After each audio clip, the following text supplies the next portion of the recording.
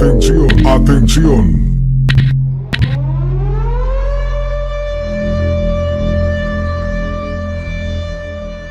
Prepárense, porque ha llegado el momento que todos estábamos esperando.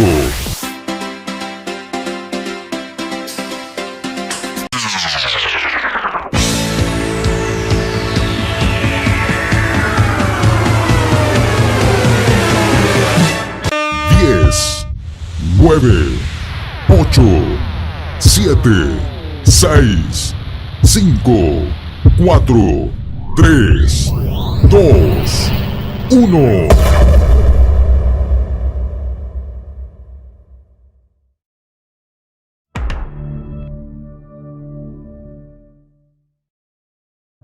Bien, hoy vamos a hablar de un tema interesante que es la hormona hipofisiaria y su control por el hipotálamo. Comencemos. Primero hablemos sobre la hipófisis. Primero debemos saber que la hipófisis va a ser también llamada pituitaria. Esta va a ser una glándula, va a llegar a medir hasta 1 centímetro de diámetro y pesar de 0.5 hasta 1 gramo. Y va a estar situado en la silla turca. Bueno, si hablamos en concreto que se va a dividir en adenohipófisis y neurohipófisis. Estos van a ser sus dos lóbulos, también conocidos como lóbulo anterior, la adenohipófisis, y lóbulo posterior, la neurohipófisis. También va a haber un pequeño espacio entre estas que va a ser llamado parte intermedia. ¿Qué es importante? Ya.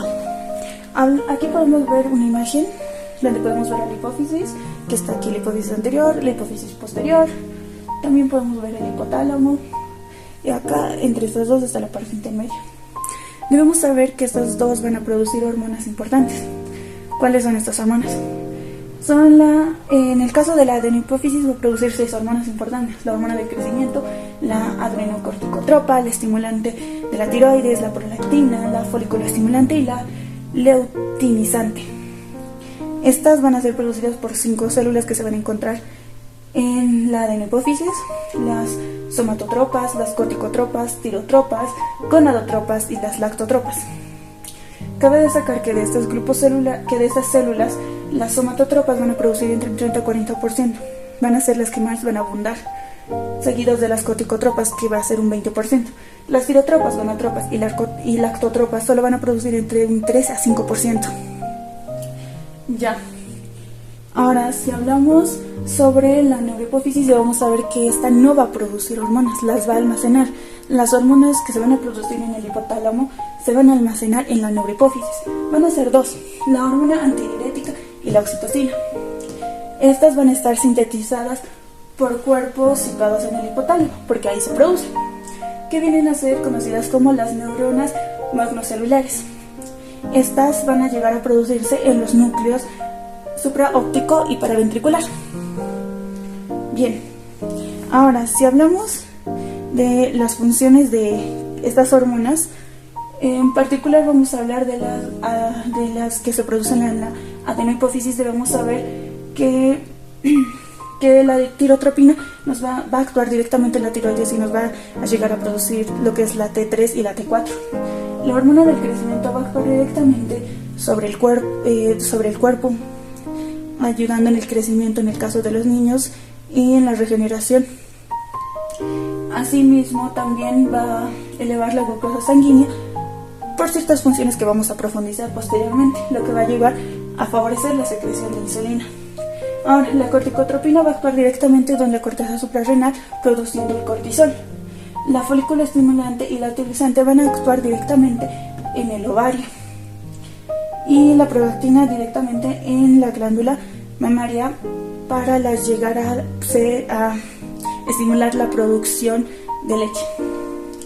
Ahora, bien, vamos a hablar sobre el hipotálamo y la secreción hipofisiaria.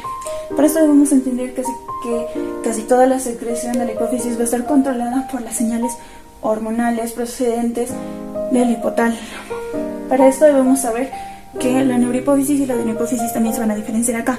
¿Cómo? Directamente en la neurohipófisis va a ser controlada por las señales nerviosas del hipotálamo. cosa que va a cambiar en la adenipófisis. ¿Por qué? Porque en la adenipófisis, por el contrario, va a estar directamente relacionada con los cofactores, o también llamadas hormonas liberadoras y de inhibición. ¿Cómo funciona esto? Hablamos hace tiempo sobre la eminencia media.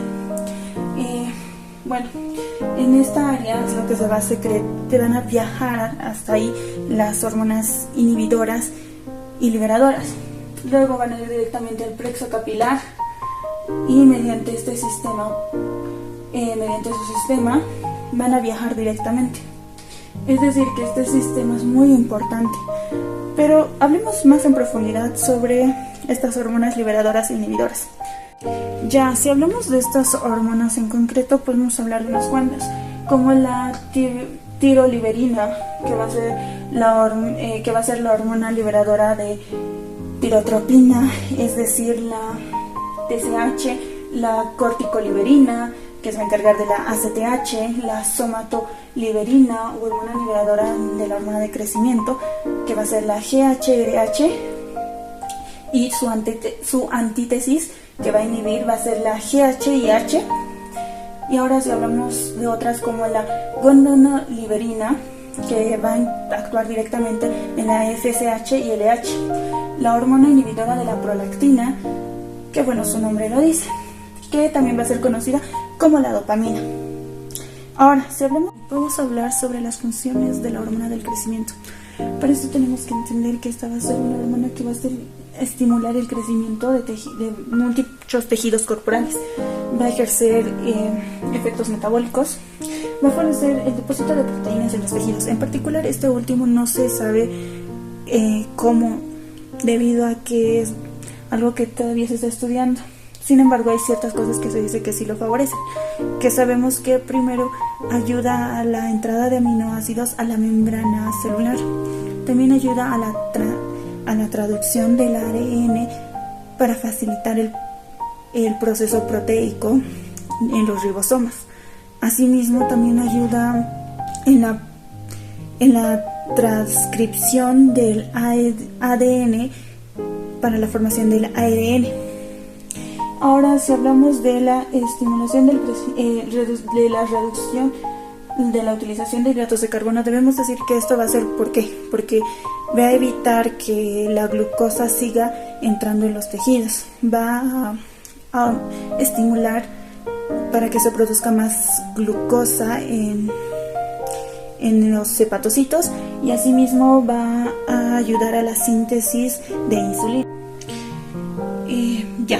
Ahora, si hablamos de la estimulación del crecimiento del cartílago y del hueso, debemos saber que esto se va a deber a ciertas cosas, como viene a ser el aumento de la síntesis de proteínas en las células formadoras de hueso y cartílago.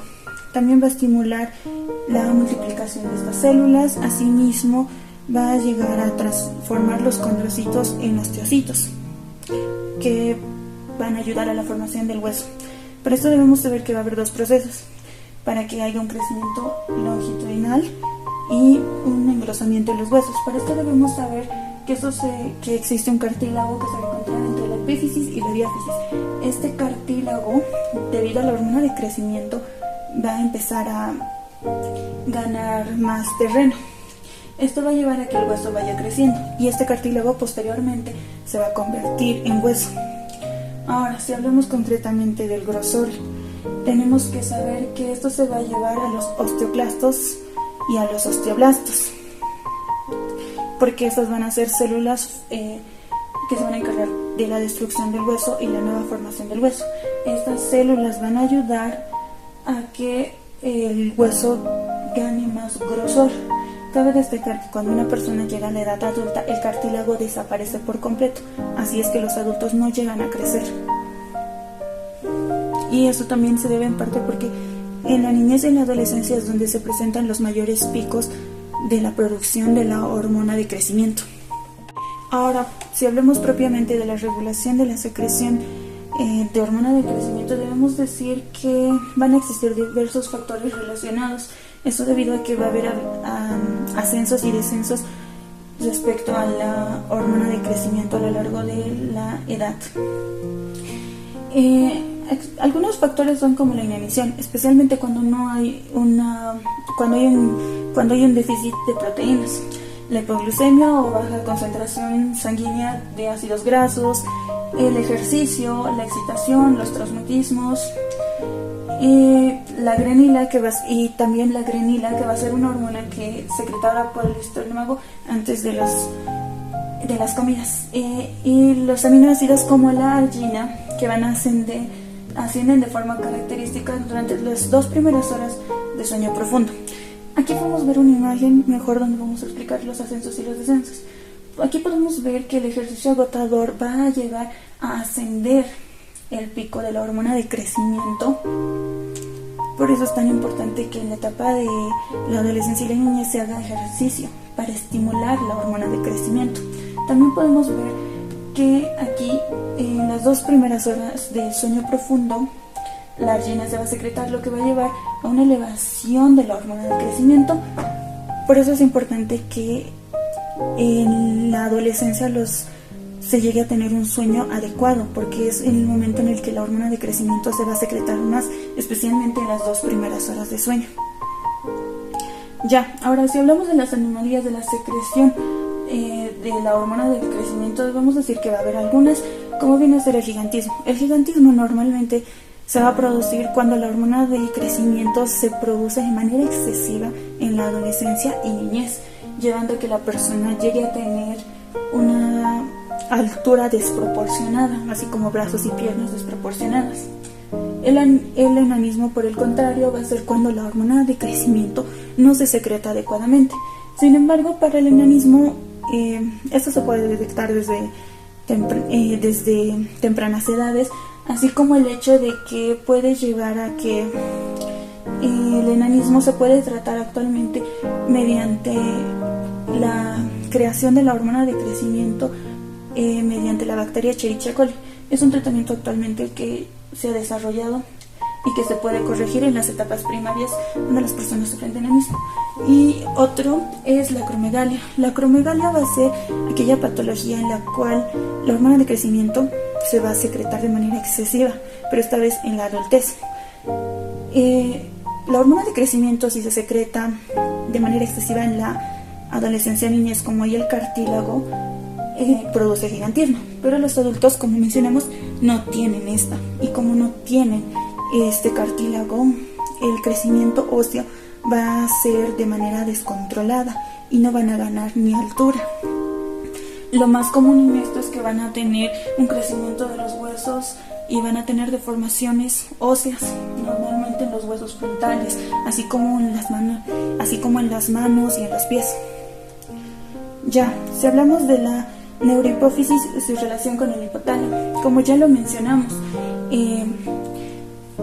el hipotálamo es el que va a secretar las 2 hormonas que se van a almacenar en la neurohipófisis, como viene a ser la hormona antidiurética y la oxitocina. Sin embargo, debemos saber que los pituicitos van a ser las estructuras que se van a encontrar en la neurohipófisis.